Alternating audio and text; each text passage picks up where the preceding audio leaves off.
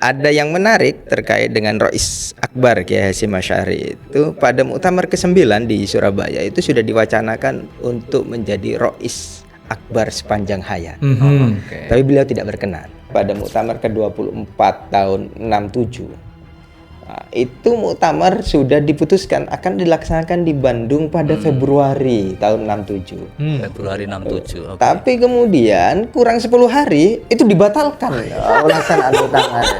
Bayangkan, Beras, ayamnya sudah tersedia semua. kurang 10 hari. EO-nya udah kerja tuh, Pak. Kerja gitu kan. Jadi kalau hari ini masih tersisa 30 hari lagi, jangan-jangan masih bisa berkemungkinan ada perubahan.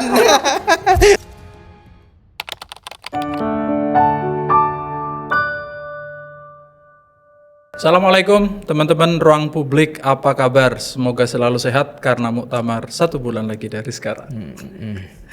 Jadi ini era-era muktamar ini makin seru-seru aja, kandidatnya tambah banyak, tambah seru. Dan latar belakang konflik itu sejak mungkin 2 tahun terakhir ya. 2 tahun terakhir itu makin membuat orang entah karena konflik itu terus kemudian banyak pramuktamar diselenggarakan, diskusi tentang NU banyak berkembang dan ruang publik udah kayak jadi ruang NU akhirnya. Ya gitulah. Tapi ini bentuk kecintaan anak-anak muda terhadap NU ya, ingin berkhidmah lewat caranya masing-masing. Dan sekarang saya bareng sama Mbah Suraji. Hei, Waji, terima kasih. Terima kasih Bang Rozali. Ada Mas Ayung Notonegoro. Wah. Jauh-jauh dari Banyuwangi. Jauh-jauh dari Banyuwangi. Bukan Notogoro-goro tadi. Notogoro. Ini kalau sudah datang Mas Ayung ini kita akan banyak bicara sejarah, Mbak. Iya. Notonegoro kan. Notonegoro. Negaranya tertata. Harapannya begitu. Tapi katanya bisa Notogoro-goro juga.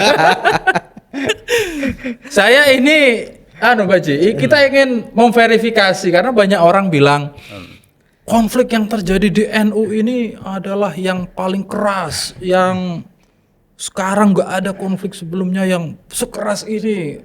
Waduh, pokoknya kepengurusan yang hari ini paling buruk sepanjang masa gitu-gitu. Iya pura. Makanya kita mau dive in, menyelam jauh ke masa lalu dengan dipandu oleh Mas Ayung. Untuk melihat gimana NU di masa lalu. Kalau diving nafasnya harus panjang. Harus panjang. Dan itu cuma bisa dilakukan oleh peneliti-peneliti yang serius itu. Iya. Ini Mas Ayung makanya. Kemarin kita sudah sama Mas Iip ya. Mas Iip. Mas Iip Zulkifli juga cerita soal sejarah-sejarah NU. Mas Ayung tentu punya ini yang berbeda, Mbak Isi. Iya. Dan pasti unik. Pasti unik. Orangnya aja udah unik gitu. Saya sebenarnya bukan peneliti, hanya suka mengumpulkan arsip-arsip begitu. Itu bahasa halusnya. Dan ada apa komunitas Pegon, Mas ya? Ya, dengan komunitas Pegon saya sejak 2016 itu banyak mengkoleksi sumber-sumber tentang ke-NU-an di antaranya mulai dari arsip-arsip, buku-buku, foto lama dan publikasi-publikasi tentang ke-NU-an dari masa ke masa. Itu kan di bawah itu, Mas. Ya, sebagian kolektor. Ini saya membawa al-ikhwal yang berkaitan dengan muktamar. Tadi sebelum berangkat saya menyempatkan untuk ngambil beberapa koleksi saya.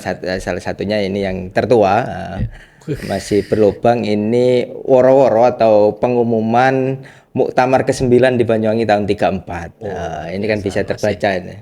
Masih menggunakan aksara Pegon di Banyuwangi. Muktamar yang K9 luar biasa. April 34. Ini muktamar di mana Ansor Nahdlatul Ulama atau GP Ansor lebih berharga dari koleksi lukisan ya. Dikukuhkan untuk pertama kali. Nah, dulu itu laporan-laporan muktamar, hasil muktamar itu tidak diterbitkan secara khusus, tapi diterbitkan dalam majalah-majalah resmi Nahdlatul Ulama. Mulai Suara Nahdlatul Ulama itu melaporkan muktamar kedua, ketiga, keempat, kelima, keenam sampai ke-10 itu di SNU. Terus kemudian muktamar ke-11 di Banjarmasin itu di Berita Nahdlatul Ulama. Termasuk yang muktamar ke-12 saya punya edisi aslinya. Apalagi? Bisa kita lihat ini Kongres Number edisi khusus Kongres Berita Nahdlatul Ulama. Berita Nahdlatul Ulama. Berita Nahdlatul Ulama. Edisi khusus Banjarmasin ya? ini Malang. Oh, di Malang. Muktamar NU ke-12 tahun 37. Oh, tahun 37. Di sini ada beberapa laporan-laporan muktamar yang menarik yang untuk kita jadikan bahan refleksi. Refleksi. Jadi apa? Ibroh lah ya. Ibroh. Iya. Nah, setelah itu baru kemudian muktamar-muktamar itu ada buku khusus. Misalnya ini muktamar di Menes, muktamar ke-13. Ya. Terus muktamar ke-14 di Magelang. Ada juga muktamar ke-15 dan seterusnya. Nah, terus ada juga beberapa koleksi yang sempat saya bawa. Ini adalah buku yang dipersiapkan oleh panitia muktamar untuk menjadi panduan panduan para peserta, mulai dari susunan acaranya, tempat penginapan, sarana transportasi, susunan kepanitiaan, terus pengantar-pengantar, Buku pegangan muktamirin lah ya. buku pegangan muktamiran. Ada beberapa edisi yang saya miliki. Selain muktamar ke-15 di Surabaya, ada juga muktamar keberapa ini? Muktamar ke-21 di Medan. Tahun 56. Ini juga menjadi muktamar yang menarik untuk kita refleksikan dengan kondisi Sekarang dewasa ini. Iya. Terus ada juga ini muktamar di Solo tahun 62, muktamar ke-23. Ini beberapa arsip-arsip yang kami miliki. Juga ada beberapa arsip-arsip lainnya yang mendukung soal membicarakan tentang muktamar. Ini kalau dari bentuknya kan sudah dimakan rayap semua. Iya. Itu nggak ada tulisannya bekikic. Kalau di pondok itu kan biasanya kitab-kitab di Dirajah. Dirajah itu. Itu mestinya perlu ditulis ulang. Ulangnya kan ada ya, Mas Ayung. Sementara ini masih belum ada. Wah, ini masih belum ada yang dicetak ulang. Ini saya kira sebagai rekomendasi mungkin ya untuk muktamar ke depan ini. Banyak ternyata Pak Suraji, dari pengalaman saya mulai tahun 2016 sampai sekarang hampir 10 tahun ya mengumpulkan dan meneliti arsip-arsip ke-NU-an, banyak narasi-narasi kesejarahan Nahdlatul Ulama itu yang masih belum presisi. Yang belum presisi. Karena kita itu lebih banyak mendasarkan cerita-cerita kesejarahan NU itu versi oral. Versi oral ya. Padahal banyak juga arsip-arsip tertulis yang bisa data primer yang bisa kita jadikan rujukan. Contoh misalnya periodisasi ketua-ketua umum. Itu Hatta Kompas, termasuk juga terbitan resmi PBNU, NU Online, Ensiklopedia Nahdlatul Ulama, itu tidak presisi. Nah, ini perlu ensiklopedia yang ditulis Mas Hamzah Sahal itu. Iya. ini perlu di-mention ini orangnya ini ya. Iya, gimana? Nggak presisinya di apa itu? Contoh misalnya, Ketua Umum PBNU yang pertama itu Haji Hasan Gipo. Ya. Setelah itu digantikan oleh Ki Haji Muhammad Nur. Nah, konon Ki Haji Muhammad Nur itu di sumber-sumber tadi itu memimpin sejak 1929 muktamar keempat di Semarang. Sampai kemudian digantikan oleh Kiai Mahfud Siddiq pada muktamar ke-12 di Malang tahun 1937. Padahal tidak demikian.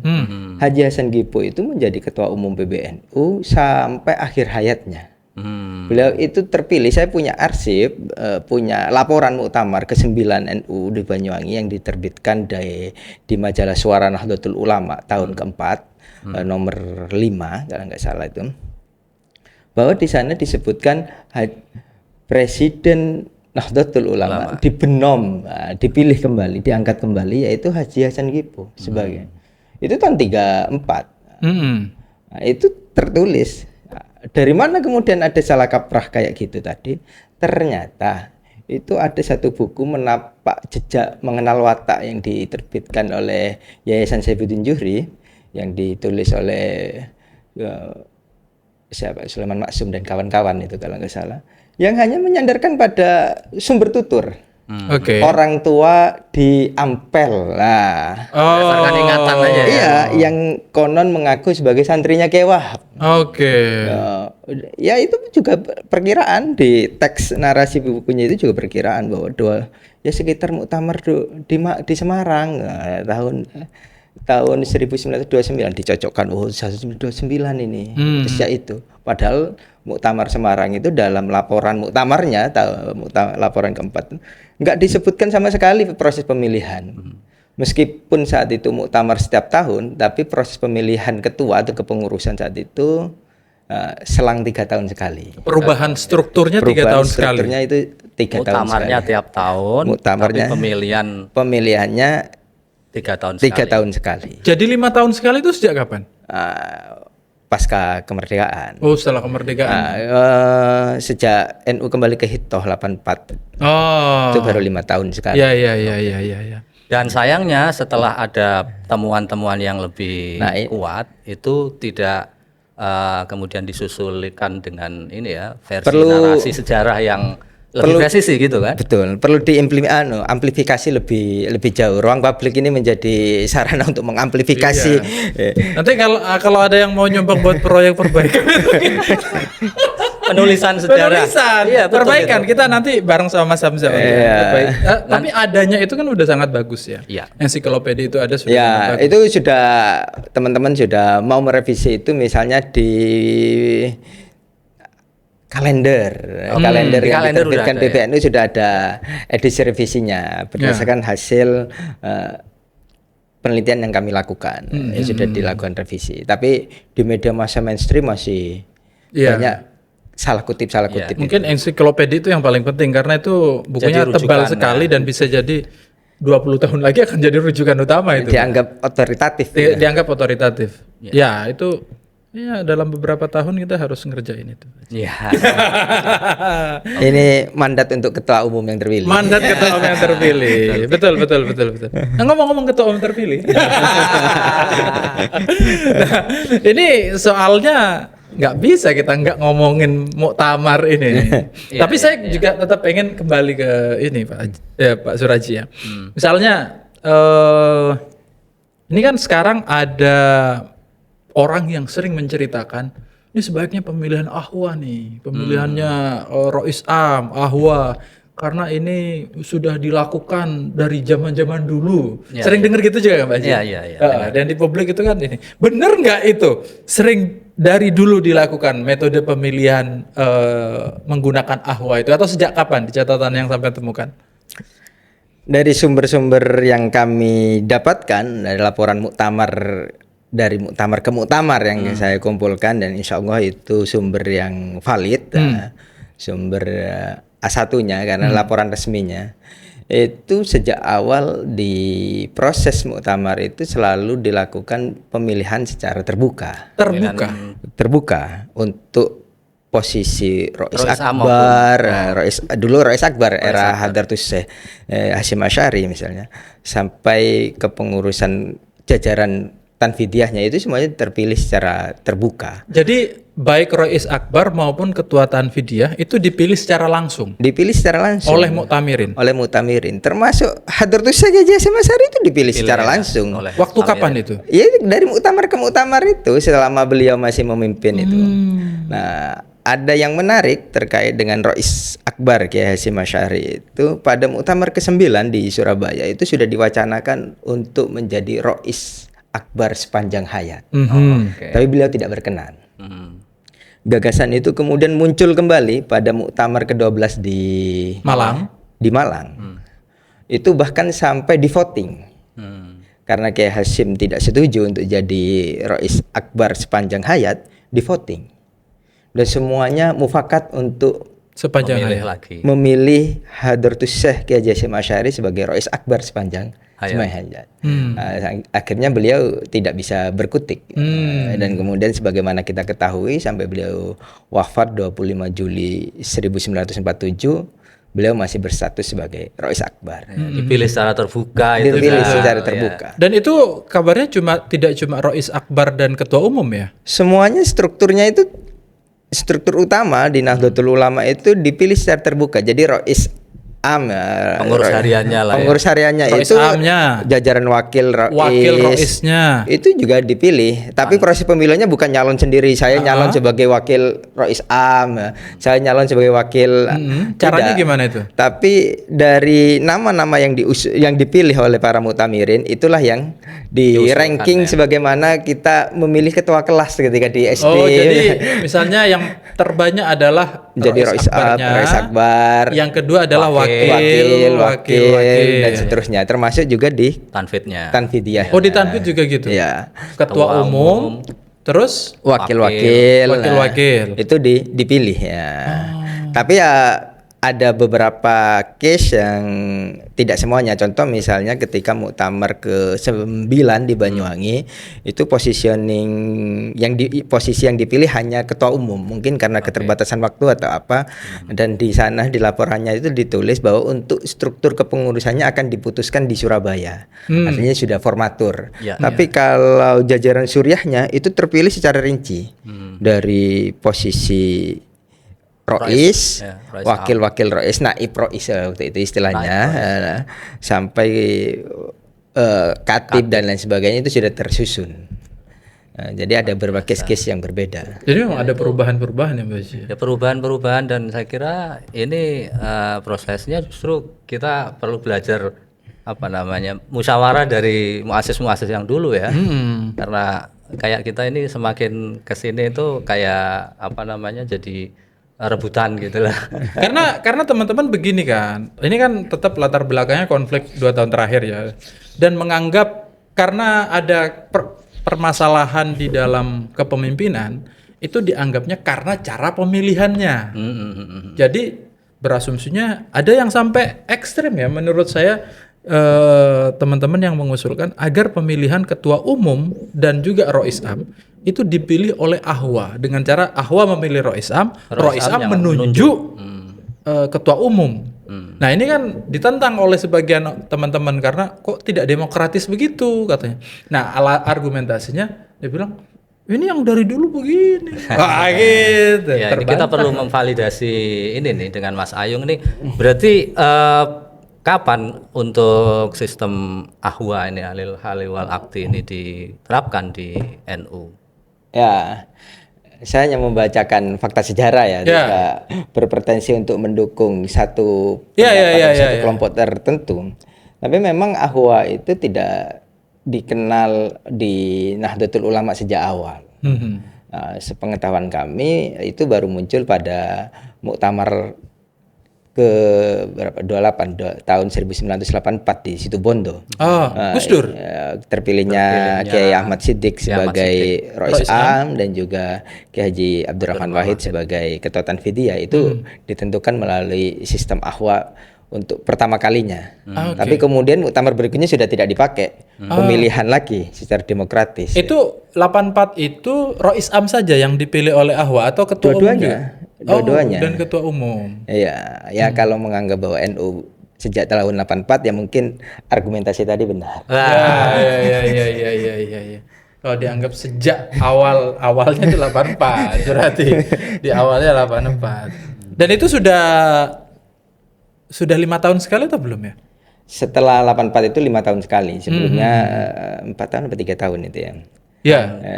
Per 3 tahun. Sistem Ahwa diberlakukan lagi ketika Muktamar Jombang. Oh iya, Jombang. Ke-33 ya. Dan tahun ke-33. 33 terus 34 Lampung juga digunakan untuk memilih Rois Am. Pemilihan Rois Am. Ketua umum kan tetap dipilih secara langsung kan? Secara langsung sampai siang.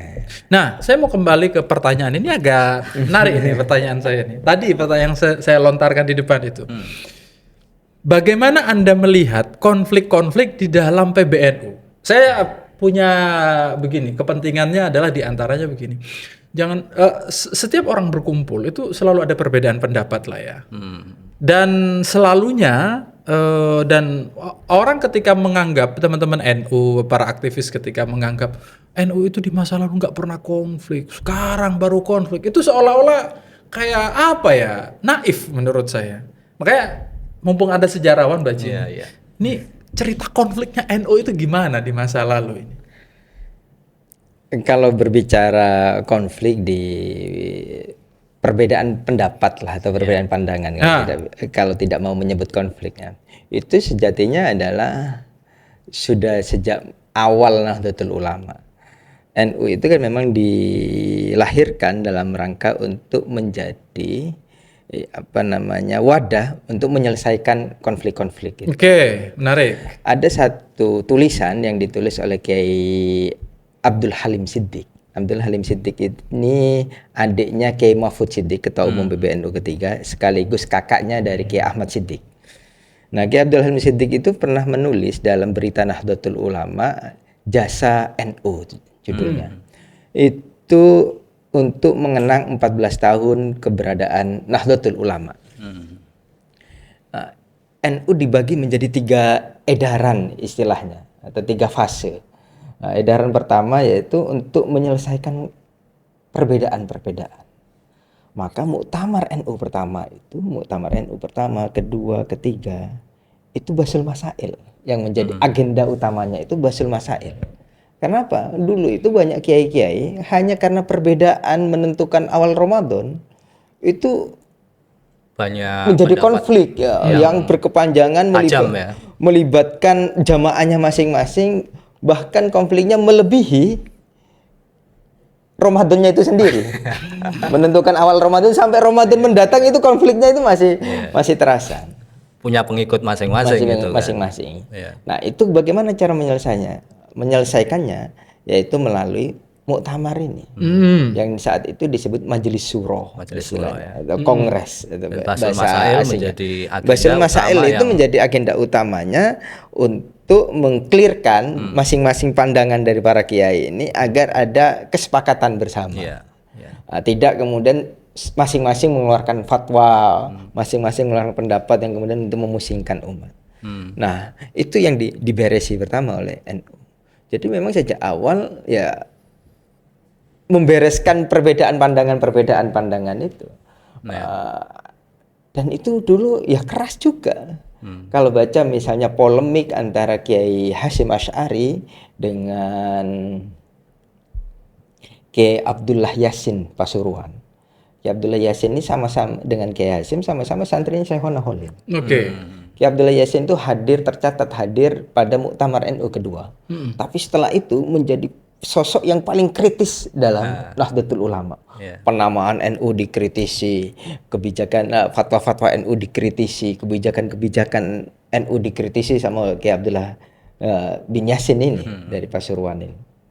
Nah, itu tertulis banyak kitab-kitab taklikot yang ditulis oleh Kiai Hasyim itu dalam rangka menjawab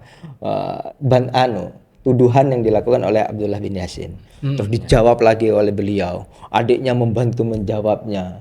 Kemudian ada kitab baru Jadatul Taklikot untuk membantah. Dan itu istilah-istilah yang digunakan sangat sarkas sekali dalam konteks hari ini. Misalnya tidak alim, menyalahgunakan dalil, gitu-gitu itu diungkapkan dengan sangat vulgar, gitu, tanpa tedeng aling-aling. Jadi sudah biasa itu konflik atau perbedaan pandangan itu. Tapi memang kekuatan NU di situ, Jadi mengatasi perbedaan konflik itu dengan tetap dia bisa menyelesaikannya dengan ini bagian memang menariknya adalah kan kita mengkultuskan Kiai Hasyim sedemikian rupa kan saat ini gitu ya, tapi bahwa di dalam prosesnya juga terjadi perdebatan yang sedemikian keras gitu. Yang tadi disebutin misalnya sampai penamaan Nahdlatul Ulama aja dipersoalkan. Banyak hal yang dipersoalkan dalam sejarah panjang kiprah Nahdlatul Ulama itu, baik secara personal ataupun kelembagaan. Yang menarik gini, saya kira perbedaan pandangan yang sampai berujung konflik dan lain sebagainya ini dalam ada 2 hal. Apakah dalam konteks koridor keilmuan ataukah hanya sebatas emosional? Ini yang harus menjadi perhatian itu. Banyak konflik-konflik itu yang koridornya adalah koridor keilmuan, yang mana secara akhlak misalnya ketika bertemu dan lain sebagainya masih sangat menjunjung tinggi adab, misalnya ukhuwah dan lain sebagainya. Tapi ketika pandangan bisa boleh keras, tajam sekali. Nah, berbeda ketika konfliknya itu tidak dalam koridor keilmuan, tapi koridor syahwat, koridor kepentingan. Jadi meskipun diluruskan dengan dalil-dalil, diluruskan dengan ilmu-ilmu, ya tetap tidak bisa mau menerima. Nah, itu yang celaka. Nah, artinya di situ saya menangkap ada otoritas keulamaan yang ditegakkan di situ ketika bicara soal selama konfliknya keilmuan, itu keilmuan. Iya. Saya nggak berani ngelanjutin. Ya, bahwa kemudian mungkin kita menangkap belakangan terjadi konflik yang di luar aspek keilmuan itu, saya kira nah itu pertaruhannya ada di identitas ke-NU-an menurut saya. Justru ketika Anda kita mengaku semua ahli ilmu, itu harus menjaga keilmuan, lalu kemudian juga justru perpecahan, nah itu berarti sudah keluar dari koridor identitas ke-NU-an menurut saya. Iya, ada guyon kemarin itu waktu akhir-akhir ini kan mau menentukan tempat itu kan. Iya. Katanya begini, ada wartawan NU online waktu itu. NU online itu apa ya? Tanya, kenapa tidak diputuskan dengan istikharah saja? Bisa ada dua versi juga. Mungkin Mas Ayung bisa cerita soal perbedaan memilih tempat lokasi muktamar. Iya, kita juga punya ada sejarah juga yang tidak hanya belakangan aja terjadi kan. Dulu kan juga. Jadi bukan perbedaan untuk persoalan muktamar juga dari dulu juga ada lah ya. Nah, saya kira ada beberapa momentum-momentum muktamar yang saya kira relevan dengan dinamika yang terjadi akhir-akhir ini. Misalnya, bagaimana kemudian tarik ulur soal tempat, tarik ulur soal waktu pelaksanaan, itu bukan perkara baru. Jadi bukan bid'ah lah ya? Bukan bid'ah. Ada sanadnya. Ada sanadnya. Ya, misalnya yang terbaru yang di Lampung misalnya itu kan ya tarik ulur juga kan. Seru sekali kan waktu itu. Karena ada COVID. Alasan COVID dan lain sebagainya menjadi dinamika dekat dengan pemilu gitu kan. Yang memanaskan suasana muktamar. Tapi dulu-dulu juga sama terjadi, yaitu misalnya pada muktamar ke-24 tahun 67. Nah, itu muktamar sudah diputuskan akan dilaksanakan di Bandung pada Februari tahun 67. Februari 67. Okay. Tapi kemudian kurang 10 hari itu dibatalkan pelaksanaan muktamar. Bayangkan. Beras, ayamnya sudah tersedia semua. Kurang 10 hari. EO-nya udah kerja itu lah. Kerja gitu kan. Jadi kalau hari ini masih tersisa 30 hari lagi, jangan-jangan masih bisa berkemungkinan ada perubahan. 10 hari. Wah. Iya. Bukan tidak mungkin. Masih berkelit lagi. Melakukan improvisasi misalnya. Bisa jadi. Karena presidennya sudah pernah terjadi pada tahun 67, kurang 10 hari dibatalkan. Terus kemudian itu kan di Bandung. Beberapa bulan kemudian diputuskan diganti di Jakarta. Diganti lagi ke Bandung. Tanggalnya tarik ulur ya. Itu tahun 67. Ya sama. Karena ada para elit pengurus yang sama-sama mau mencalonkan. Jadi ada ini. Tadi itu kembali ke rumusnya itu. Kalau perbedaan pendapatnya masih urusannya pengetahuan, itu masih relatively mudah. Terhormat. Masih mudah diselesaikannya. Tapi kalau perbedaan pendapatannya urusannya sudah pada pendapatan, ada pencalonan. Salah pas Kiai Idham Khalid sama Kiai Ahmad Saihu ya. Kiai Ahmad Saihu sama-sama jadi pejabat waktu itu. Iya ya. Tapi ini mungkin ini bisa menjelaskan juga ya.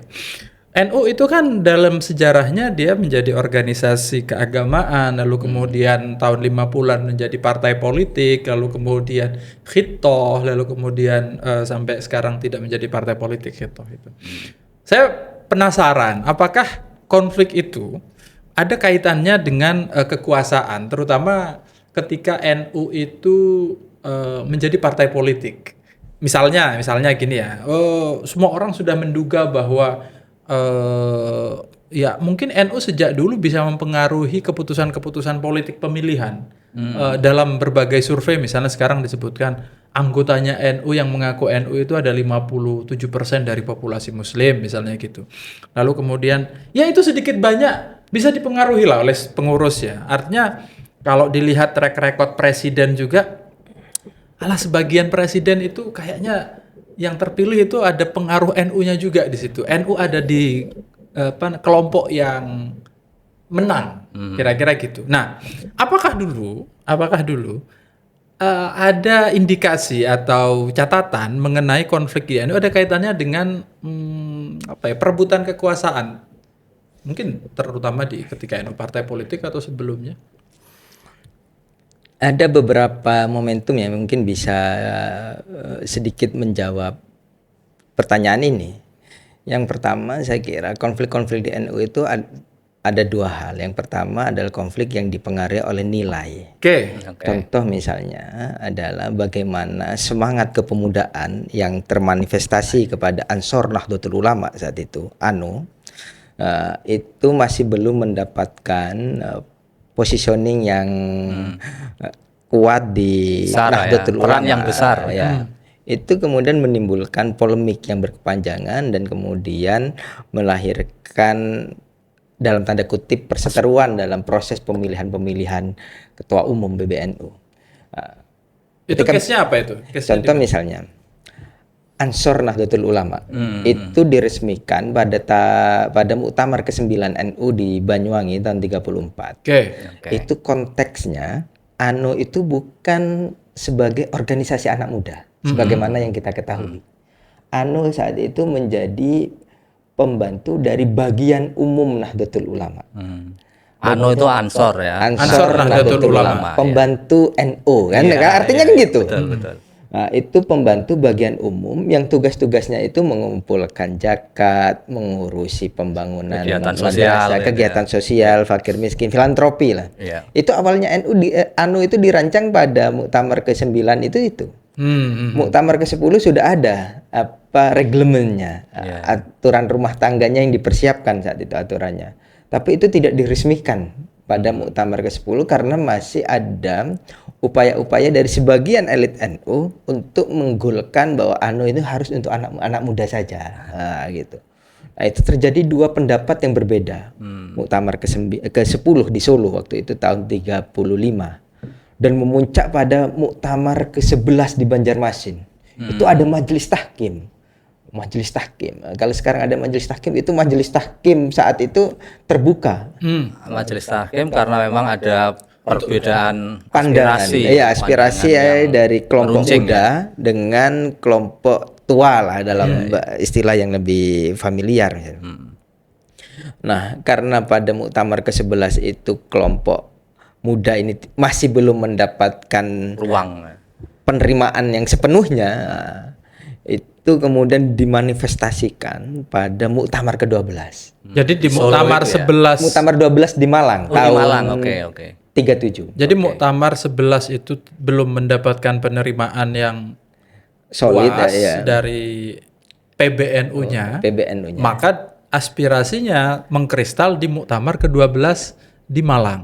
Karena itu sudah memasuki fase pemilihan kepengurusan. Karena kan 3 tahun sekali. 3 tahun sekali. Muktamar ke-9 itu pemilihan ketua, pemilihan pengurus baru. Muktamar ke-10 tidak, Muktamar ke-11 tidak, Muktamar ke-12 pemilihan. Di Malang. Apa bentuk aspirasinya kelompok muda itu? Kelompok muda itu yang saat itu dikomandoi oleh Kiai Thohir. Kiai Thohir itu ketua umum ANO. Ketua Ansor lah ya. Ketua Ansor yang sekaligus merangkap sebagai ketua cabang Nahdlatul Ulama Surabaya. Kuat sekali. Jadi beliau itu punya hak bersuara sebagai peserta penuh muktamar, mengusulkan dua sosok yaitu Kiai Abdullah Ubed yang merupakan vice presiden, wakil ketua, vice presiden vice presidennya ANO, dan Kiai Mahfud Siddiq yang saat itu menjabat sebagai advisor, penasehatnya ANU. Tapi kemudian Kiai Abdul Ubed ini mengundurkan diri, yang dimajukan adalah Kiai Mahfud Siddiq ya. Berhadapan dengan incumbent saat itu, Kiai Nur. Kiai Nur itu menjadi ketua umum tidak dalam proses pemilihan, tapi sebagai pengganti karena Haji Hasan Gipo sebagai ketua umum yang terpilih pada Muktamar ke-9 itu wafat. Jadi digantikan oleh Kiai Nur. PJS. Dan itu PJS. Kemudian diuji pada Muktamar ke-12 itu untuk dia. Dan ini menarik, Pak.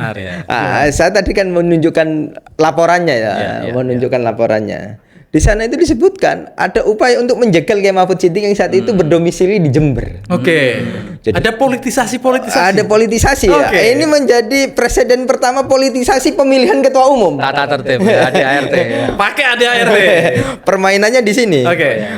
Kelompok dari Kiai Nur ini menekankan persyaratan menjadi ketua umum PBNU harus asli Surabaya. Asli Surabaya. Asli Surabaya. Harus asli Surabaya. Pusatnya dulu di Surabaya. Karena pusatnya waktu di Surabaya. Jadi kalau aslinya lahirnya di Jawa Tengah misalnya, itu nggak bisa. Nggak bisa. Kelompoknya Kiai Nur mengusulkan itu. Karena untuk menjegal Kiai Mahfud Siddiq yang berasal dari Jember. Ini menjadi perdebatan panjang di kalangan Muktamirin, terbelah. Sampai kemudian Suriah turun tangan. Suriahnya waktu itu adalah Kiai Hasyim Asy'ari, Rais Akbar. Beliau memutuskan bahwa siapapun boleh menjadi ketua umum yang terpilih harus tinggal di Surabaya. Nah, setelah itu kemudian dilakukanlah pemilihan. Yang paling banyak mendapatkan dukungan adalah Kiai Mahfud Siddiq. Yang kedua adalah Kiai Nur itu sendiri. Dan keduanya kemudian ditetapkan sebagai ketua dan wakil ketua. Dan menariknya, arifnya pada masa itu, karena belum ada bohir yang yang melatar belakangi mungkin. Keduanya kemudian sama-sama menjadi pengurus. Dan kemudian Kiai Hasyim menginstruksikan kepada seluruh peserta muktamar untuk mengeluarkan iuran, menyokong pengurus lah ya kepengurusan itu untuk pindah dan tinggal di Surabaya. Jadi biaya pindahnya ditanggung oleh Muktamirin. Atas dasar instruksinya dari Kiai Hasyim. Itu ada laporan. Surabaya High Cost itu. Metropolitan mungkin untuk sewa apartemen. Satu tadi itu tidak saling menyingkirkan siapapun yang terpilih, yang tidak terpilih tetap diakomodir gitu kan. Kemudian yang kedua ya tadi ada kearifan yang muncul. Ada kearifan itu ya. Dari ulama sepuh itu masih tata nilai Terus kemudian bagaimana ketika pasca NU menjadi partai politik? Ini yang saya kira menjadi mozaik yang memperkaya kita. Wah, ini bahasanya ini sangat sarkas. Memperkaya kita artinya tahun 52 55 lah ya pemilu. Yang pertama ya. Tahun 53 ya. Misalnya pasca kemerdekaan Muktamar NU ke-16, ke-17 di Madiun, terus kemudian ke-18, ke-18 di Jakarta, ke-19 di Palembang pada tahun 1952. Itu kan masa-masa yang penuh dengan elegi lah, karena masih pasca kemerdekaan, perang revolusi, romantisme perjuangannya masih itu nggak ada kisah-kisah konflik internal, nggak ada konflik yang perebutan itu nggak ada. Karena semuanya energinya sangat terkuras untuk perjuangan. Baru ketika Muktamar 52 memutuskan NU keluar dari Masyumi, ini wajah-wajah politik mulai timbul. Hawa-hawa politiknya keluar. Timbul bagaimana misalnya ada sebagian kelompok yang menginginkan NU tetap saja di Masyumi. NU harus terpisah dari Masyumi, itu kemudian kan menjadi fase yang genting lah di internal NU. Pada muktamar selanjutnya, muktamar ke-20 di Surabaya, itu ditegaskan di sana bahwa tidak boleh ketua umum, sekjen, wakil ketua umum itu menjadi menteri tahun 54. Jadi 54 itu di muktamar itu keluar larangan ketua umum, sekjen dan wakil ketua umum. Wakil ketua umum, Roh Isam enggak? Enggak, menjadi menteri. Menjadi menteri. Enggak boleh jadi pejabat publik selevel menteri ya. Iya. Ideal.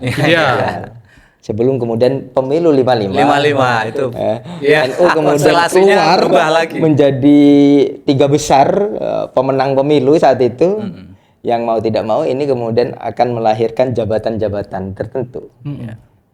Sebagaimana kita ketahui bersama, tidak hanya di pusat ya, tapi di daerah-daerah juga kan. Ketua umum juga menjadi pejabat waktu itu. Nah, ini menjadi menarik ketika muktamar selanjutnya, yaitu 21 di Medan tahun 56. Nah, ini adalah awal mula polemik kembali pemilihan ketua umum ini. Karena sudah ada bumbu-bumbu politiknya tadi, sudah ada pembagian jabatan yang saat itu kandidatnya ada 2 orang, yaitu Kiai Muhammad Dahlan selaku ketua umum incumbent dan Kiai Idham Holik yang saat itu sekjen incumbent. Yang menarik ini. Ketum dan sekjen kayaknya gitu ya. Tidak asing ya. Dan sekjen bersaing untuk memperebutkan ketua umum. Bukan. Dan menariknya saat itu yang memenangkan adalah Kiai Idham Holik. Yang adalah sekjen. Yang sekjen. Menarik ini. Atas dukungan Roh Isam. Kayak Wahab Rasulullah. Dukungan Roh Isam itu. Atas dukungan Roh Isam. Oke. Tapi kali ini nggak nyalon. Sekjennya nggak nyalon. Tapi sebentar, sebelum dilanjut. Jadi ada masa di mana jabatan ketua umum dilarang dirangkap dengan jabatan menteri. Jabatan menteri. Oke. Karena belum dapat jatah menteri. Oke. Bentar, ini menarik ini Pak. Lalu tapi kemudian ada juga masa di mana seorang menteri jadi ketua umum. Jadi ketua umum. Berarti rangkap jabatan fihi qaulan. Qaul qadimnya itu dilarang ya kan? Qaul yang agak jadid itu diperbolehkan. Dari yang semula dilarang kemudian direvisi, lalu kemudian diulang-ulang. Ini relevan ini. Lalu kemudian ditegaskan kembali untuk tidak rangkap jabatan. Tidak rangkap jabatan. Sesuai dengan dinamika. Jadi benar ya bahwa dinamika itu kemudian makin dinamis setelah NU itu lebih dekat dengan kekuasaan. NU dekat dengan kekuasaan atau menjadi bagian karena partai politik ya. NU dekat dengan kekuasaan itu saya kira bukan sesuatu hal yang baru. Kalau kita membaca SNU, Suara Nahdlatul Ulama itu, kita akan mendapatkan laporan beberapa kegiatan yang dilakukan oleh Kiai Wahab Sunggo. Itu biasa hadir di istana era kolonial. Menghadiri undangan gubernur jenderal, berdiskusi dengan kepala kantor urusan penasihat pribumi, kepala kantor penasihat urusan pribumi, itu biasa. Dalam beberapa diskusi-diskusinya, hasil-hasil muktamar disodorkan kepada pemerintah saat itu. Jadi dekat dengan tanda kutip dekat dengan kekuasaan itu menjadi hal yang lumrah karena di prinsip Ahlussunnah wal Jamaah kan ini tidak boleh bugot kepada lebih tempatnya tidak menjauhi politik lah ya. Tapi mungkin politik praktis waktu menjadi partai politik itu udah pasti lah karena di situ yang diperebutkan adalah jumlah kursi di parlemen gitu, jabatan yang kemudian didapatkan di pemerintahan gitu kan, kemudian juga ketua umum jadi waperdam gitu kan, dan jabatan-jabatan publik gitu loh.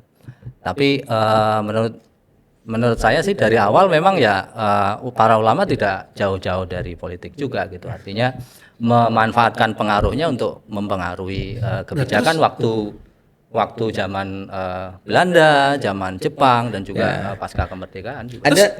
Ya terus kenapa kok sampai saat ini masih ada diskusi soal NU dan kekuasaan gitu. Seolah-olah kekuasaan itu barangnya aneh di NU itu. Itu ahistoris apa? Ya, tapi itu menurut saya juga bukan hal yang menurut saya salah gitu loh. Karena ya bagaimanapun kita juga punya pengalaman di mana Apa itu terbentuk ketika ini eranya Gus Dur yang sama Prabowo sehingga harus lahir diskursus soal itu. NU sebagai civil society. Ya, itu ada salah satunya. Ada beberapa tulisan di kalangan muassis ini yang saya kira perlu kita refleksikan, Pak Siraji, terkait dengan bagaimana hubungan pemerintah dengan NU. Yang pertama ada tulisan dari Kiai Hasyim Asy'ari. Beliau menjawab tuduhan bahwa Nahdlatul Ulama itu hanya orang-orang yang serakah pada kekuasaan dan harta. Siapa yang nuduh itu? Berani-berani itu. Tagijahin wa malan manhat. Kan gitu kan. Yang mengutip syair Alfiyah itu. Bahwa orang yang nahado itu adalah orang yang hanya berburu kekuasaan dan harta saja. Nah, Kiai Hasyim membantah ini. Panjang beliau menulis di Suara Nahdlatul Ulama itu. Salah satu bantahnya ketika berbicara soal pangkat.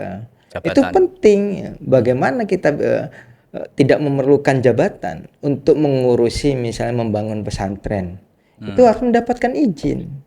Untuk mendapatkan izin dari mana caranya kalau kita tidak memiliki akses pada kekuasaan. Jadi itu ada sisi gitu positifnya. Terus kemudian ada satu tulisan lagi yang ini mungkin tidak banyak orang yang membaca, tulisan Kiai Wahab Hasbullah tahun sekitar pasca Muktamar NU di Cirebon tahun 32. Beliau menjawab satu persoalan di Tasikmalaya. Saat itu NU di Tasikmalaya itu dianggap sebagai komunis. NU Tasikmalaya itu disamakan dengan Sarekat Rakyat yang komunis. Kenapa? Islam hitam juga ada narasi begitu kan? Kenapa itu? Oleh sebagian masyarakat sana dianggap komunis. Oleh Kiai Wahab dibantah, NU ini tidak komunis.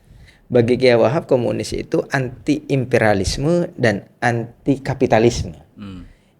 Nah, menarik ketika Kiai Wahab mendefinisikan imperialisme, penjajahan. Seakan-akan ketika berbicara penjajahan itu negatif semua. Tapi bagi Kiai Wahab yang saat itu tahun 33, ya mungkin ini bisa dibaca dalam konteks yang lain. Pada saat itu Kiai Wahab menyamakan imperialisme itu bagian dari tata kelola pemerintahan, sama dengan monarki, sama dengan jumhuriyah, republik, sama dengan bentuk-bentuk pemerintahan lainnya, khilafah dan lainnya, termasuk imperialisme. Apa yang esensial dari tata kelola pemerintahan itu saat itu menurut Kiai Wahab adalah bagaimana tegaknya keadilan. Pemerintah tidak sewenang-wenang, rakyat ya tidak semaunya sendiri.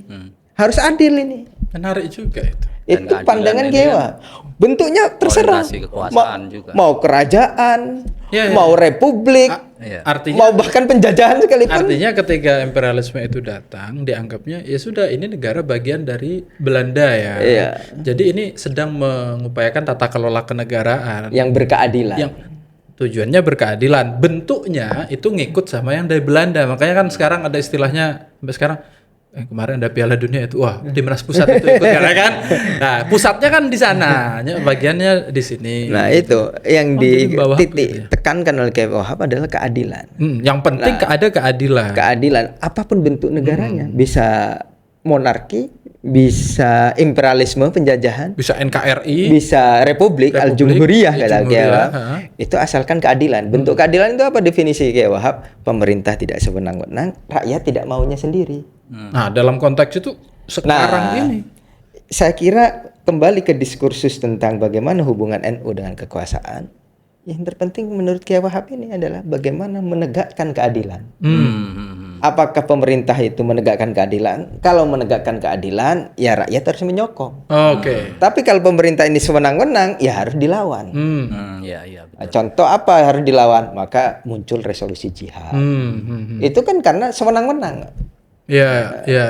Dulu meskipun zaman penjajahan mau di hasil-hasil muktamar NU itu banyak yang berisi rekomendasi-rekomendasi atau sanggahan-sanggahan atas kebijakan-kebijakan kolonial saat itu.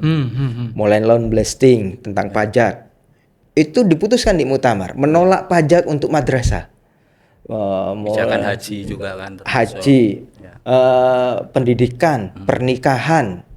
Itu dilawan oleh hasil-hasil muktamar NU pada saat itu. Artinya pemerintah kolonial tetap dikritisi. Menjadi partner kritis bagi keadilan negara. Gitu.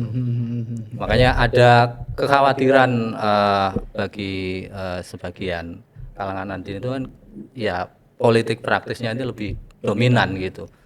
Akhirnya kan kemudian mereka menuntut untuk bagaimana NU tetap menjaga jarak gitu loh dari kekuasaan gitu. Nah, saya kira juga menemukan konteksnya waktu belakangan ya, mungkin ya pada masa pasca reformasi ya. Di situ banyak orang-orang NU yang terdistribusikan di birokrasi, di jabatan-jabatan politik gitu kan. Tapi lalu kemudian dalam tanda petik orientasi kepada pengabdian masyarakatnya ya, pendampingan pemberdayaan masyarakatnya itu justru lebih kecil gitu loh, semangatnya menjadi tidak penuh untuk berkhidmat. Itu kan ya bisa dimaklumi juga gitu Pak Rozali. Tapi kita mungkin bisa nggak kembali ke soal khitoh itu.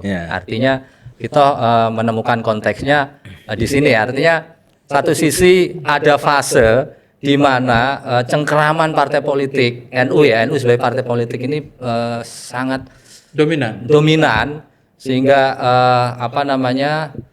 yang menjadi semangat Jamiah NU itu ya soal kekuasaan, jabatan, tapi pelayanan masyarakatnya itu menjadi penghidmatan kepada umat berkurang. Nah itu ya karena narasi yang paling umum kan itu kan narasi yang paling umum. Tapi kalau dilihat dari cerita yang agak detail itu kan, misalnya ada kepentingan di internal yang menguat, konflik yang terjadi di muktamar menguat, kayaknya juga menjadi latar belakang 84 untuk udahlah kembali ke khitoh, nggak usah menjadi partai politik gitu. Atau apa yang Anda temukan?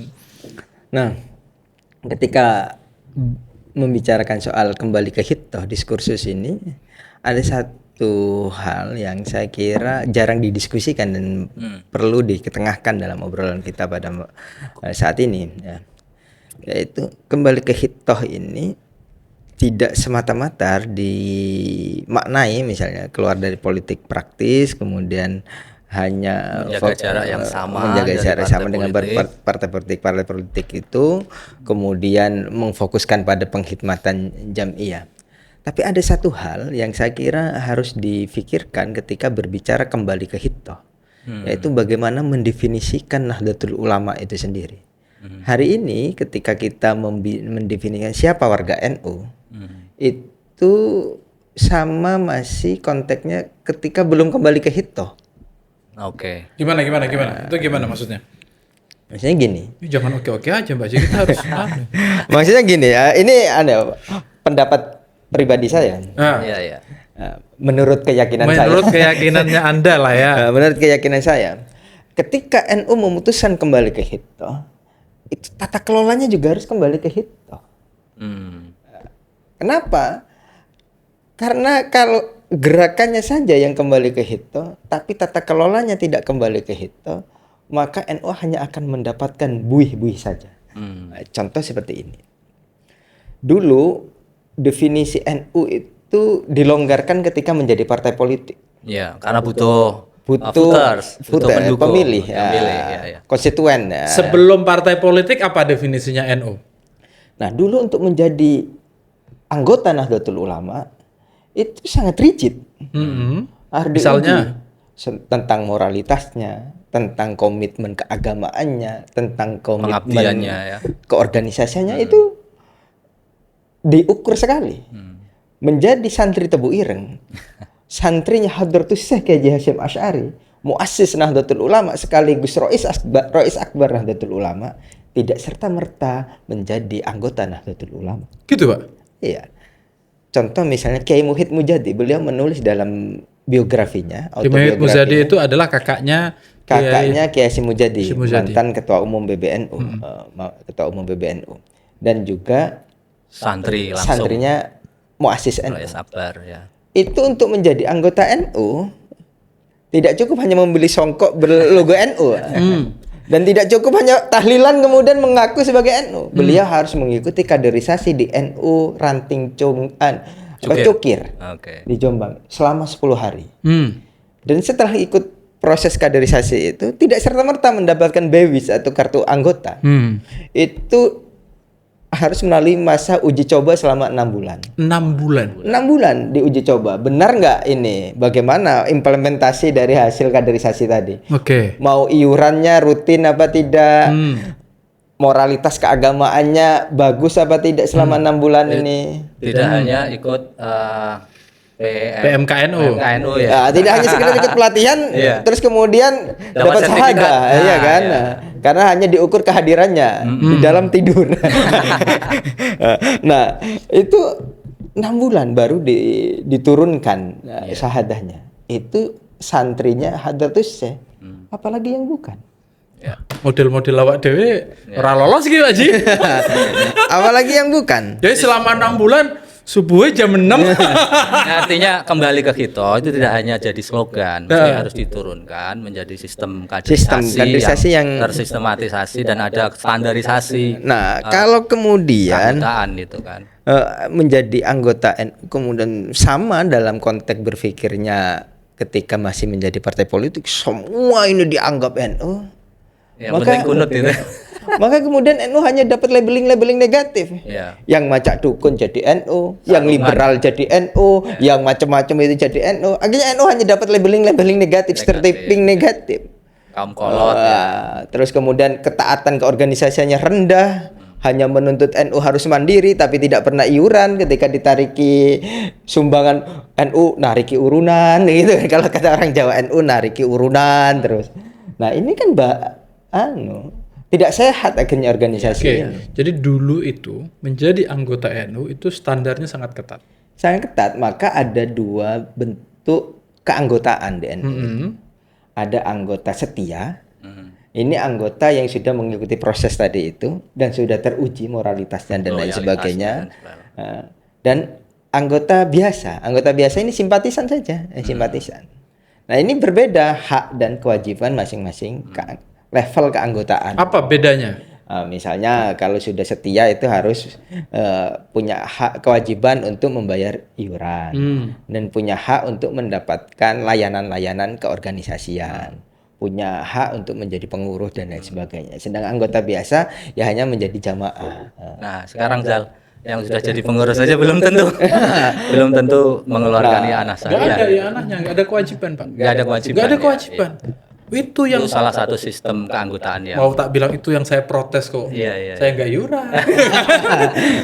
Nah, itu bagaimana kemudian kita bisa menuntut kemandirian Nahdlatul Ulama? Saya kemarin ketemu sama teman ke studio, teman itu ke sini. Iya. JAI. Oke. Teman-teman JAI. Saya tanya gimana kalian mandiri?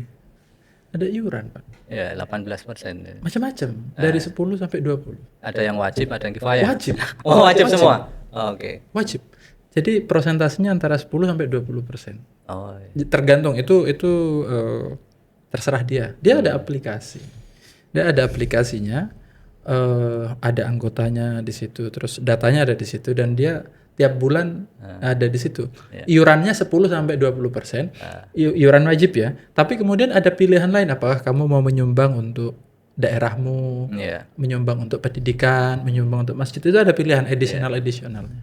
Nah, kalau mau jadi pengurus, itu akan dipertimbangkan. Jadi misalnya kejujuran dalam persentase itu. Iya. Terus tentu saja akan dilihat sama jadi itu ukuran integritas itu ukuran integritasnya yang gitu paling terlihat itu adalah besar kecilnya persentase iuran. Iya. Dia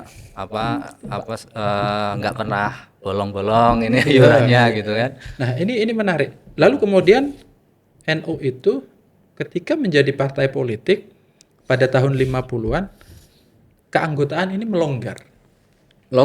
Siapapun bisa menjadi Nahdlatul Ulama. Makanya sekarang ketika disurvei 57% dari populasi muslim, 140 juta, Pak.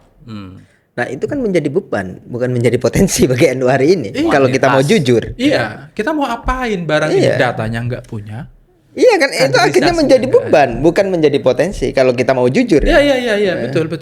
Contoh misalnya dari sekian besar yang mengaku sebagai warga NU itu rata-rata ekonomi menengah ke bawah. Dan itu problem semua misalnya kan. Dan itu akhirnya disematkan ke NU. Iya. Maksudnya disematkan ke NU itu kesejahteraannya digantungkan ke NU. Organisasi kok nggak membantu anggotanya. Tata kelolanya lah, termasuk tata kelolanya. Akhirnya beban NU itu sangat besar. Padahal nggak ngelola pajak, nggak ada iuran. Itu.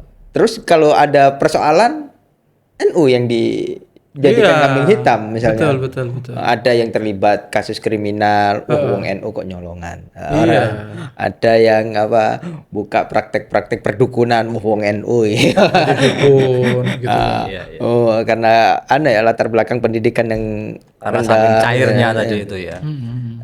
NU akan mendapatkan labeling negatif. Ini bukan berarti kita meninggalkan itu. Iya. NU. Tapi kan kalau dulu ada yang biasa juga kan. Iya. Ada yang biasa dan yang membedakan adalah iuran itu diantaranya. Sehingga standar ke-NU-an itu bisa terukur.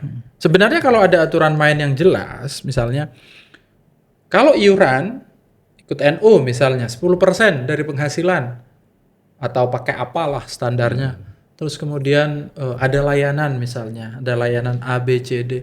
Saya kira akan fair ya. Seperti teman-teman di berbagai tempat itu ya. Tadi JAI misalnya. Itu kalau kita baca ADART masih ada kewajiban i'anah syariah itu. Masih tertulis kewajiban untuk mengeluarkan i'anah syariah. Jadi ada i'anah syariah yang sifatnya wajib ini mengikat sebagai anggota. Ada koin yang tidak wajib. Iya. Masih terakomodir dalam aturan, tapi dalam prakteknya tidak dilakukan. Kenapa tidak dilakukan? Karena masih cara pandang elektoral. Engko gak ono kan. Memang saya ini juga waktu itu diskusi sama Mas Hasan kemarin kan, Hasanuddin Ali. Dia meneliti soal warga NU. Saya lihat lagi datanya ya biar nggak salah. Dia menyebutkan bahwa warga NU itu pertama ada 57% dari populasi muslim di Indonesia, ketemunya 140 juta. Lalu kemudian diklasifikasi, ada yang kultural, ada yang engage Nahdien, ada yang core Nahdien. Kriteria itu dilihat dari satu amaliyahnya, praktek tradisinya. Yang kedua adalah fikroh, pemikiran dan manhaj. Ketiga adalah harokahnya, gerakan sosial. Keempat adalah komitmen kebangsaan. Yang kelima adalah ikatan organisasi. Nah, yang kultural Nahdien dari persentase itu adalah 29%. Engage Nahdien itu lebih kecil lagi, itu 18%. Core Nahdien itu hanya 9,8% dari populasi. Tapi tetap aja 9,8%, anggaplah 10% dari 140 juta itu 14 juta. Jadi sebanyak itu. Nah, saya nanya, kira-kira kalau kita mau pakai iuran lagi nih gitu, biar independen, biar ketika momen politik dia nggak tolah-toleh ke kanan ke kiri karena nggak punya duit, karena harus deket sama pemerintah biar dikasih proyek misalnya ya. Yang mana yang bisa kita untuk gimana caranya dan berapa orang yang bisa kita ajak untuk iuran gitu. Mau dicoba dulu ya pengurus dulu kan harusnya ya. Seharusnya. Nah, dia bilang harusnya yang core itu ya, yang muharrik itu core itu sudah bisa, dia sudah dapat kaderisasi, sudah tahu pentingnya organisasi, dia sudah punya pengalaman menjalankan Fikrohnya organisasi, fikrohnya sudah selesai. Mantap, 5 hal ya. itu sudah selesai. Artinya ketika dia diajak untuk iuran, mestinya sudah bisa. Dan buktinya juga komitmen di bawah juga bukan kaleng-kaleng juga. Contoh misalnya Di Sragen ya. ya contoh di Sragen misalnya, atau yang common deh Mas, yang common. Di mana-mana saya kira ketika NU ada acara, muslimat itu siapin konsumsinya. Ya kan? Di Gotong tempat royongnya, misalnya ya, itu mau salah ada satu pengajian, nilai ada 1.000 orang nanti, ya sudah, nanti satu nampannya berisi 2 orang, ya udah 500 ibu-ibu nyiapin satu nampan, jadi 500 ibu-ibu nyiapin nampan untuk dibawa ke masjid untuk acara NU, itu langsung, artinya itu praktek itu masih ada. Koin NU masih jalan, ya kan? Di beberapa tempat termasuk Sragen sudah lebih advance misalnya. Ada saham, ada segala macam di situ. Nah, praktek-praktek itu ada sebenarnya. Tinggal saya nggak tahu, mungkin tinggal diolah sedemikian rupa biar lebih sistematis, lebih transparan mungkin dan lebih meyakinkan ya. Setuju. Dan saya kira itu mesti harus dilakukan. Dan kalau kita menunda, itu justru kita akan kehilangan Momentum. momentum. Saya punya pertanyaan ini. Sejak kapan i'anah syahriah itu nggak ada di dalam catatan sampai? Sampai hari ini ada tercatat masih kewajiban Tidak kita. dipraktekkan. Kewajiban kita untuk mengeluarkan i'anah syariah. Ada di dalam peraturannya. Peraturan masih terekam Masih itu. terekam. Yang kemudian sikap itu hilang di sebagian warga NU menyumbangkan ke atas nama organisasi itu menjadi sesuatu hal yang yang tabu, bukan tabu, yang aras-arasan kalau bahasa orang Jawa itu. Ya karena saya kira ada satu hal penting ya yang disampaikan oleh Kiai Mahfudz Siddiq. Kiai Mahfudz Siddiq itu ketika muktamar ke-13 di Menes, Banten, itu keputusan muktamar adalah untuk meningkatkan ekonomi. Oke. Kesejahteraan ekonomi. Itu tahun berapa? 38. Oke. Nah, apa yang dilakukan oleh Kiai Mahfudz sebagai ketua umum PBNU? Apakah membentuk perusahaan?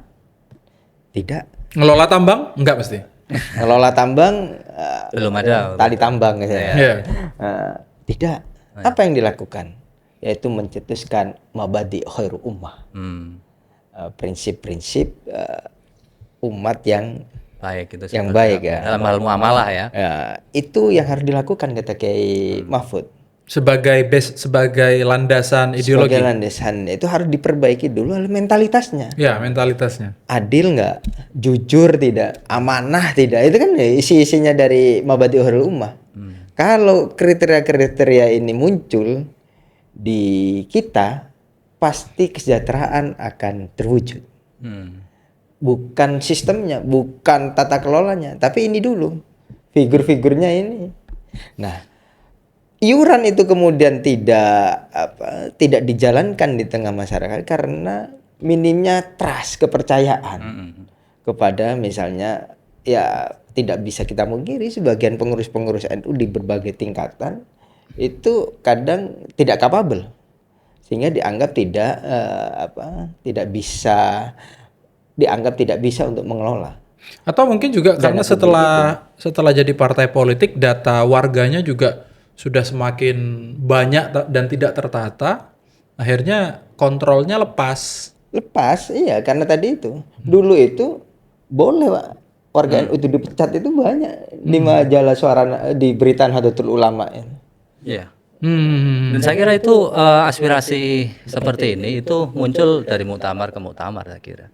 Terakhir kalau nggak salah di muktamar Lampung itu setidaknya saya menangkap ada 4 hal ya. Yang pertama tetap bagaimana menguatkan Ahlussunnah wal Jamaah sebagai fikroh keagamaan. Lalu kemudian yang kedua ngomongin soal kemandirian juga, kemandirian. Yang ketiga peningkatan atau penguatan sumber daya manusia kita. Artinya kan juga perlu kita itu kemudian mengelola ya pengkaderan, ya keanggotaan, Keanggotaan, bukan sistem pengkaderan. keanggotaan dan pengkaderan. Ya, pada akhirnya pengkaderan. Jadi menurut saya dari ini kalau saya membayangkannya memang ada iuran ya biar Dan khidmah itu yang 4 itu yang menurut saya dari muktamar ke muktamar setidaknya dari mulai muktamar 2010 di Makassar itu jelas banget waktu itu bahwa ini masa di mana NU itu punya sumber daya yang melimpah ya, semakin banyak 10 tahun setelah reformasi itu kita banyak yang bersekolah, kemudian masuk ke birokrasi, jadi pengusaha, jadi masuk ruang-ruang profesional. Ini mau tidak mau pengelolaan kader itu menjadi wajib. Jadi kalau menurut saya Baji, ini harus semua orang bicara kemandirian ya. Semua orang bicara kemandirian, tapi sampai sekarang belum ada rumusan yang sistematis atau jelas untuk merumuskan itu. Ini kayaknya agak menarik ini. Saya kalau melihat dari ini kayak sepertinya memang standarisasi keanggotaan itu harus diperjelas dulu. Termasuk nanti hak dan kewajibannya. Jadi syaratnya apa, kewajibannya apa? Syaratnya harus ikut ini, pelatihan-pelatihan itu dia jadi anggota. Kewajibannya apa? Iuran apa? Pelayanan dan lain sebagainya. Itu kewajiban dulu. Baru ketika bicara haknya. Nah, sudah terbagi antara dua ini. Satu yang anggota, yang kedua yang misalnya yang bahasanya lah ya, simpatisan, anggota sama yang simpatisan atau yang jamaah. Nah, yang anggota dia punya kewajiban misalnya iuran, bla bla bla bla bla, menjaga sholat 5 waktu berjamaah. Dan iuran misalnya gitu-gitu lah ya, dan dada. Nah, baru kemudian haknya apa? Oh, dia punya hak untuk difasilitasi, misalnya dia mendapatkan apa, pelayanan ini itu misalnya. Itu akan menarik. Lalu yang kemudian ya kalau yang simpatisan apa? Dia akan dapat apa? Dengan mekanisme begitu kayaknya kita bisa ngukur deh. NU itu akan punya kekuatan seberapa banyak baik anggota maupun finansial ya. Terus kemudian dan kita bisa ngatur, memprioritaskan. Oh, dia yang anggota harus kita treatment lebih bagus daripada yang hanya jamaah karena dia tidak berkontribusi terhadap organisasi. Kecuali Anda pengen menjadi anggota, berarti harus akhlaknya diperbaiki, harus ikut pelatihan, harus ini. Baru nanti ikut bayar iuran dan dapat treatment berbeda. Menjadi lebih saya kira ruang publik ngewawancara beberapa kandidat sudah. Oke. Belum ada yang berbicara di aspek itu. Mereka berbicara kesejahteraan. Semua orang bicara kesejahteraan. Tapi ini bagaimana menghitung bahkan ini keanggotaan yang berkonsekuensi pada pelayanan itu tidak dibayangkan. Sehingga kita selalu membayangkan harus melayani 140 juta orang itu. Ya itu sebenarnya tugas negara, Pak. Kita nggak ngelola pajak mereka. Kan nggak fair ya. Kayak tadi misalnya ada dukun, terus kemudian karena NU, terus ada siapa karena dia kunut, terus mesti iya, tapi kita punya keterbatasan. Nah, karena masih berpikirnya belum kembali ke hitoh itu. Kembali ke hitoh. Ketika dengan kita merasa punya masa besar, ini bisa menjadi bargaining position yang kuat di percaturan politik hari ini. Itu orientasinya kan masih itu. Coba kita melepaskan itu sepenuhnya. Entah itu anggotanya kita 5, 7, tapi kalau bermutu semua kan lebih luar biasa. Jadi semangat untuk hitoh tetap perlu kita gaungkan kembali. Kalaupun yang disebut oleh Mas Hasan yang core itu hanya sekitar 10%, itu sudah 14 juta loh, Pak. Ya itu kan kita nggak itu kalau 10.000 aja sebulan iurannya kali 14 juta itu berapa? Banyak itu. Saya harus buka kalkulator itu. Ini kayaknya enggak. Hampir 14 triliun. Matematikanya jelek saya. Tapi apapun tambah-tambahnya harus 8 ya hasil akhirnya. Iya. Ini sepertinya memang harus dipikirin oleh semua kandidat. Karena ini sejauh ini ya, yang bisa saya bayangkan adalah cara penataan organisasi yang paling benar. Kalau tanpa itu kita akan gagal mendefinisikan siapa kita. Ya. Kalau sudah misalnya dia ikut pelatihan, kalau Ansor ikut PKD misalnya, kalau PMII di level apa, atau kalau apakah dia anggota itu hanya misalnya wajib PMKNU atau yang mahasiswa bisa lewat apa Ansor atau lewat apa, nanti standar iurannya misalnya gitu-gitu. Setelah itu baru ada hak dan kewajiban. Ya. Ini kita bicara soal identitas dalam konteks keorganisasian keorganisasian. Di sisi lain kita juga penting ngomong identitas dalam lebih keislaman yang lebih kultural ya misalnya bahwa ya bagaimanapun kita ini punya tradisi yang mengakar kuat, ya kan? Iya. Laki-laki saya. Tapi organisasinya mesti harus. Laki-laki saya ingin mengutip Kiai Wahab. Oh iya. Kiai Wahab itu pernah menulis kabar akhir zaman di Suara Nahdlatul Ulama nomor 1 tahun 1 pertama kali. Hafal sekali ya. Tahun berarti 26. 1927 kalau anunya. Muharram 1346. Itu Kiai Wahab sudah nulis akhir zaman itu. Perubahan akhir zaman. Kabar perubahan zaman. Nah, Kiai Wahab saat NU berdiri itu, apakah tidak ada Ahlussunnah wal Jamaah? Ada. Apakah tidak ada ulama? Banyak. Apakah tidak ada orang wong kang mengertos bahasanya Kiai Wahab? Orang-orang mengerti ya itu banyak. Tapi yang membedakan adalah dua hal, kata Kiai Wahab. Ada yang tipologi Kendel Mendel. Kendel itu kan berhenti, Mendel itu diam. Ya. Dia tidak mau melakukan apa-apa. Ketika melihat kemungkaran tidak melakukan apa-apa, ketika melihat keterbelakangan tidak melakukan apa-apa, ketika melihat ketidakadilan dia tidak tergerak tidak menggerakkan apa-apa. Dan tipologi yang kedua kata Kiai Wahab adalah yang kencang metenteng istilahnya ya. Kencang lurus, metenteng bersungguh-sungguh. Nah, ini menjadi tipologi kedua. Nah, inilah Nahdlatul Ulama kata Kiai Wahab. Yaitu bagaimana kemudian tipologi orang yang punya semangat dan mau melakukan. Moral ambition kalau mengutip tulisannya Pak Suradi. Iya. Moral ambition. Itu yang diharapkan dari Nahdlatul Ulama. Nah, maka tadi itu identitas kultural tadi itu, nah, itu ya mulai dulu NU, sebelum ada NU ada identitas kultural itu, tapi bisa saja dia itu hanya menjadi Kendel Mendel, belum tentu menjadi kencang menenteng tadi itu. Nah, yang harus menjadi Nahdlatul Ulama adalah yang kencang menenteng. Core menjadi anggota yang core tadi itu. Core of the core katanya gitu dulu.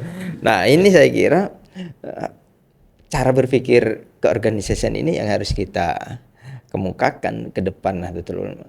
Terutama menjelang muktamar di Tambak Beras ya. Di tempatnya Mbah Wahab lagi. Tempatnya Kiai Wahab. Ini harus kita siarkan kembali pemikiran-pemikiran Kiai Wahab. Jujur saja, kita semuanya sepakat kalau Kiai Wahab itu muassis Nahdlatul Ulama. Tapi seberapa besar kita mempelajari pemikiran-pemikiran Kiai Wahab? Atau penggerak ya. Kita hanya membicarakan Kiai Wahab itu berdasarkan kisah-kisah dan pandangan orang lain. Kita tidak pernah membaca bagaimana Kiai Wahab merumuskan Nahdlatul Ulama.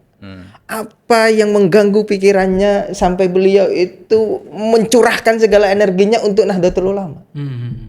Padahal itu tersedia tulisan-tulisan Kiai Wahab yang belum terpublikasi dengan baik hari ini. Kapan dipublikasikan? Tunggu, saya punya waktu. Termasuk Kiai Wahab ini kan figur tokoh yang multidimensi ya. Beliau juga salah satu tokoh yang juga bisa flamboyan dan seterusnya. Menertawakan diri sendiri, otokritik ya kan, mengatasi. Bisa nggak bukunya itu terbit ketika muktamar itu? Apa kendalanya? Kalau finansial isu kan kita bisa bicarakan. Ya. Energi untuk menyelesaikan saja. Terlalu banyak distraksi yang memang orang seperti Anda itu harus dijauhkan dari proyek dunia. Ini kan gini, kalau saya melihat ini kan kita mau menjelang muktamar. Ya. Bagaimanapun ini adalah muktamar pertama kali di abad yang kedua. Gitu.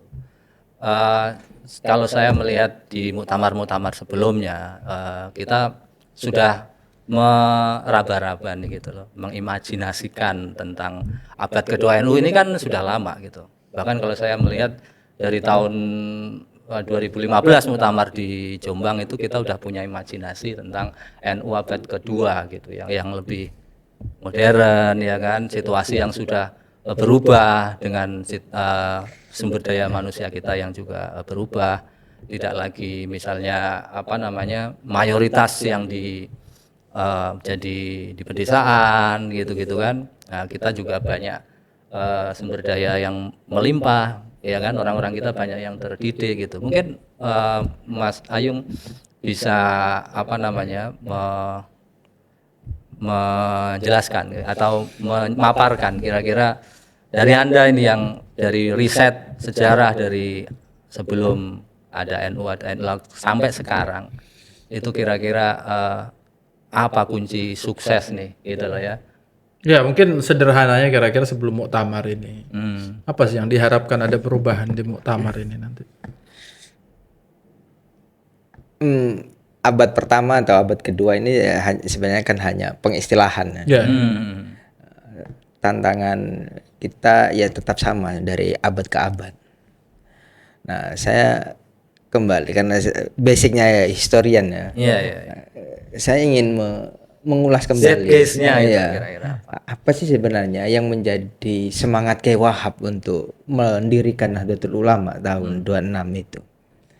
Nah, itu saya dapatkan ketika membaca sejumlah tulisan-tulisan Kiai Wahab di majalah Suara Nahdlatul Ulama edisi pertama itu sampai edisi tahun pertama nomor 1, nomor 2, nomor 3 dan seterusnya, itu banyak tulisan-tulisan mensiratkan konseptual pemikiran Kiai Wahab tentang Nahdlatul Ulama. Nah, contoh misalnya yang sebagaimana saya sebutkan tadi, tulisan berjudul kabar perubahan zaman. Dalam tulisan tersebut Kiai Wahab merefleksikan sebenarnya tidak hanya perubahan zaman pada saat Kiai Wahab menulis itu, tapi merefleksikan jauh ke belakang. Dan itu Kiai Wahab tidak hanya berbicara soal Jawa, tidak berbicara hanya soal Hijaz sebagaimana kita pahami ini. Kiai Wahab itu merefleksikan kondisi dunia yang berubah. Bagaimana di Eropa berubah, di Rusia berubah, di Asia berubah, di Cina berubah. Itu ditulis oleh Kiai Wahab, perubahan-perubahan itu. Ada perubahan dunia. Pergolakan dunia. Pergolakan dunia. Dan itu direfleksikan oleh Kiai Wahab misalnya soal Jawa. Mulai eranya Wali Songo, kemudian datang penjajah Portugis, berganti Belanda, berganti Inggris, berganti Prancis. Itu direfleksikan semua oleh Kiai Wahab. Dan tantangannya sama. Ada perselisihan, pasulayanan kalau bahasanya Kiai Wahab. Yang itu kemudian menjadi problem saat NU akan didirikan. Sebagaimana saya ceritakan tadi, hanya soal awal Ramadan saja konfliknya bisa bertahun-tahun. Hanya soal arah kiblat masjid itu bisa gegeran. Zakat aja pakai. Itu perselisihan yang terjadi pada masa itu. Dan hari ini perselisihan itu terus terjadi. Meskipun konteksnya berbeda. Kalau dulu membicarakan soal furu'iyah, sekarang berbicara soal bisar DNA misalnya. Iya kan, persoalan-persoalan yang perselisihan itu terjadi. Dan ini saya kira perlu terus dilakukan oleh di abad-abad berikutnya ya. Bagaimana menyatukan ini, karena bagi saya yaitu Nahdlatul Ulama itu untuk menggerakkan masyarakat untuk menjadi satu, menjadi sepaham, menjadi kekuatannya kekuatannya itu di sana. Jadi tantangannya di setiap zaman ya bisa saja berubah, tapi persoalannya itu perbedaan-perbedaan itu. Nah, hari ini perbedaannya mungkin soal bagaimana mengelola tambang ya. Tapi kira-kira akar masalahnya itu sama lah ya, mirip-mirip lah ya. Mirip-mirip. Yang dihadapi NU atau ketika NU didirikan waktu itu. Dan tidak ada yang figur-figur yang memiliki kriteria kencang medenteng tadi itu. Ada lah.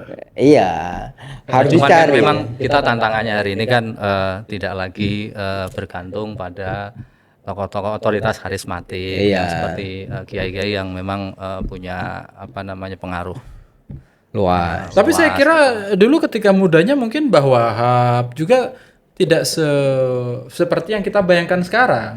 Maksudnya tidak mungkin waktu itu beliau masih muda, masih banyak dikritik, ada tokoh kanan kiri yang juga mempertanyakan pemikirannya. Kalau sekarang kan kita menerima Mbah Wahab itu sebagai sosok yang sangat kultus ya. Mungkin ketika muda enggak segitu ininya juga Mbak Haji. Aku membayangkan misalnya Gus Dur, kita kan mengkultuskan sekali. Ketika muda banyak sekali lawan pemikirannya yang meremehkan pemikirannya Gus Dur. men-challenge Indian of the day. Oh ternyata benar. Nah kita menerimanya sekarang Gus Dur yang sudah paripurna, bahkan di dalam bayangan kita jangan-jangan melebihi apa yang sebenarnya dilakukan oleh Gus Dur sendiri. Ya contoh Mbah Wahab Kiai Hasyim Asy'ari tadi dikatakan kan, dulu ada yang men-challenge argumentasinya Pak. Penamaan Nahdlatul Ulama ada ada kan yang men-challenge keputusan-keputusan. Padahal di bayangan kita Mbah Wahab itu sudah sedemikian, Kiai Hasyim sudah sedemikian kultus gitu.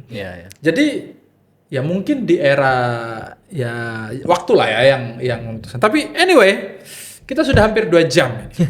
Tanpa disadari. Tanpa disadari harus ada fase selanjutnya. Tadi sudah disampaikan mungkin apa yang pertanyaannya apa yang diharapkan dan mengembalikan orang untuk mengetahui apa yang dipikirkan oleh Kiai Wahab waktu itu ya untuk mendapat ibroh lagi ya. Semangatnya imajinasinya Wahab. Biar gak terlalu jauh-jauh kalau melenceng gitu. Semangatnya kencang medenteng tadi itu. Baji apa yang kira-kira dibayangkan harus terjadi ketika muktamar di Jombang? Muktamar di Jombang ini saya kira fase krusial bagi NU. Memasuki abad kedua gitu. Karena semangatnya tetap menggelurakan persatuan ya menurut saya. Soal pilihan kandidat ketua umum itu biasa itu kan. Tapi yang paling penting hari ini itu justru sekarang tuh saatnya kita itu saling menguatkan satu sama lain karena tantangannya lebih besar. Dilema paradoks yang kita hadapi itu nyata ya. Tadi misalnya satu sisi kita masanya banyak gitu kan, tapi di sisi yang lain banyak warga kita yang ekonominya masih pontang-panting gitu. Itu real ruang ladang khidmah yang kita hadapi ke depan gitu, mengimajinasikan 50 tahun, 100 tahun NU ke depan. Dan itu kita tidak bisa kemudian menghilangkan kesempatan itu untuk muktamar itu hanya eker-ekeran soal suksesi gitu ya. Yang jauh lebih penting tadi itu adalah revitalisasi khitoh di muktamar tambak beras itu mesti harus kita wujudkan dalam bentuk yang konkret. Apa bentuknya? Tadi itu sistem keanggotaan yang terkelola dengan baik gitu kan. Kemudian bagaimana pengelolaan kemandirian ekonomi yang lebih kuat gitu. Siap. Ya. Terima kasih Mas Ayung, terima kasih atas informasinya dari masa lalu. Biasa ya Mas Ayung ini ya, narasumber yang otoritatif. Ini sesi 1. Masih muda gitu kan. Sesi 1 nanti ada sesi 2 dan sesi kita gali pokoknya. Sebelum ada yang somasi. Sampai bukunya harus segera terbit itu kalau bisa. Itu sebelum muktamar itu sudah terbit. Di arena muktamar 27 itu udah keluar itu. Sebenarnya sudah drafting. Apa kendalanya? Kalau finansial bisa kita selesaikan itu. Iya. Silakan di bawah ini. Ini bukan yang revisi ensiklopedia tadi. Bukan. Ini tadi ceritanya yang Mbah Wahab itu. Mbah Wahab. Iya. Karena itu rasanya penting untuk membawa imajinasi kita kembali ke sana kan. Membayangkan Mbah Wahab ini mikir apa waktu mendirikan NU itu. Biar kita kalau ke makamnya Mbah Wahab itu ngerti gitu loh maksudnya Mbah Wahab dulu itu. Bukan kita curhat ya Mbah, ya Allah, ini duitku kok arep entek gitu. Terus wiritan soal finansial gitu. Kayaknya perlu sesi khusus membicarakan Kiai Wahab. Iya, perlu sesi khusus. Kita belajar himahnya Mbak Wahab yang besar. Karena beliau jangan masih sampai ke sana terus cuma yang dip aja ya rozak. Wah, ini duit apa utangnya masih misterius sudah. Oke, siap. Terima kasih. Iya. Kita banyak sekali ya yang kita bicarakan soal tadi politicking di NU. Ternyata juga udah dari dulu perubahan generasi NU dari organisasi yang lahir di zaman prakemerdekaan, ketika kemerdekaan terus kemudian jadi partai, NU berubah-ubah bentuknya, ahwa tadi kita bicarakan model pemilihannya. Lalu kemudian ada juga masalah khitoh dan keanggotaan yang saya kira ini harus menjadi judul itu, keanggotaan khitoh itu, iuran dan seterusnya, karena siapa NU sesungguhnya? Warga NU itu siapa? Saya yang iuran itu kan enak kan. Oh, tanggung jawab kita itu cuma 14 juta. Enak Pak, 14 juta itu. Oke, kita ketemu di episode yang akan datang membicarakan isu-isu aktual dan seputar NU sampai ke muktamar mendatang. Yang teman-teman jangan lupa untuk nge-follow biar kita update terus isu-isu seputar Nahdlatul Ulama. Assalamualaikum warahmatullahi wabarakatuh.